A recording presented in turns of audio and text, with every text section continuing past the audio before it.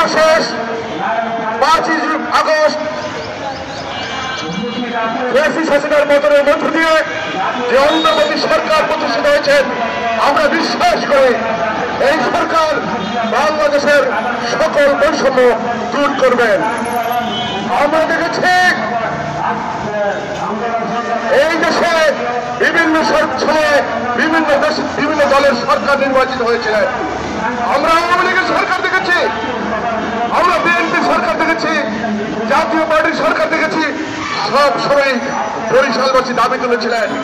কিন্তু আমরা দেখতে পেলাম প্রত্যেক সরকারই বিভিন্নভাবে বিভিন্ন এলাকার প্রতি দুর্বল হয়ে সেই সমস্ত অঞ্চলে তাদের উন্নতি করছেন, কিন্তু বরিশাল অবহেলিত রয়ে গেছে। সেই জন্য আজকের এই পরিবর্তিত পরিস্থিতিতে আমরা আমাদের দাবি তুলছি। আজকে শুধু আমরা এই মানববন্ধনের মধ্যে দিয়ে আমাদের দাবিগুলো উপস্থাপন করার জন্য এখানে উপস্থিত হয়েছি। আমাদের দাবি যৌক্তিক দাবি। আপনারা জানেন বরিশাল একটি নদীমাতৃক বিভাগ, এখানে প্রত্যেকটি জেলায় সমস্ত থানাগুলো নদীর সাথে সম্পৃক্ত। আমাদের একজন রোগী অসুস্থ হয়ে পড়লে সেই রোগীকে নৌকা লঞ্চে করে বরিশাল আনতে, তারপর ঢাকা আনতে সেই রোগী আর বেঁচে থাকে না। সেজন্য আমরা দাবি তুলছি এই তত্ত্বাবধায়ক এই অন্তর্বর্তীকালীন সরকারের উদ্যোগে এই বাংলাদেশে আমরা শুনতে পেয়েছি 3টি বড় হাসপাতাল নির্বাচিত হবে। সেই হাসপাতালের একটি হাসপাতাল বরিশাল বিভাগে দাবি করছি।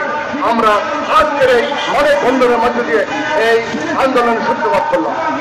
আমরা দাবি করছি বরিশালের কুয়াকাটা, আপনারা জানেন পটুয়াখালীর কুয়াকাটাকে সাগর কন্যা বলা হয়।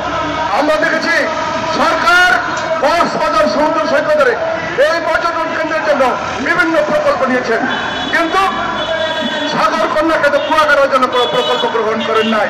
অথচ পর্যটন শিল্প একটি বড় শিল্প।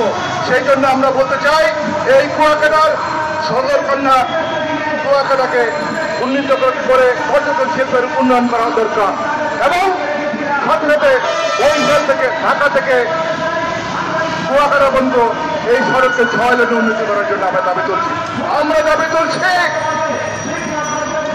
আপনারা জানেন বাংলাদেশের সকল বিভাগের সাথে রেল যোগাযোগ রয়েছে, একমাত্র বরিশাল বিভাগ যে বিভাগের সাথে বাংলাদেশের রেল যোগাযোগ না থাকার কারণে আমরা পরিবহনের ক্ষেত্রে পিছিয়ে পড়ছি।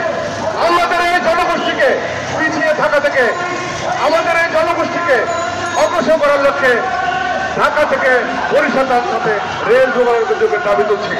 আমরা আমাদের সম্পদের বরিশাল থেকে কোনো অভাব ছিল না, অভাব নেই। আপনারা জানেন ইতিমধ্যে ধোঁয়ায় গ্যাস কিন্তু আবিষ্কৃত হয়েছে অনেকগুলো।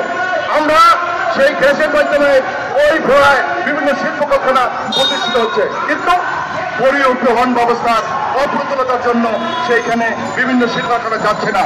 সেই জন্য আমরা আজকের এই মানববন্ধনের মাধ্যমে ভোলা বরিশাল সেতু নির্মাণের জন্য দাবি করছি। আমাদের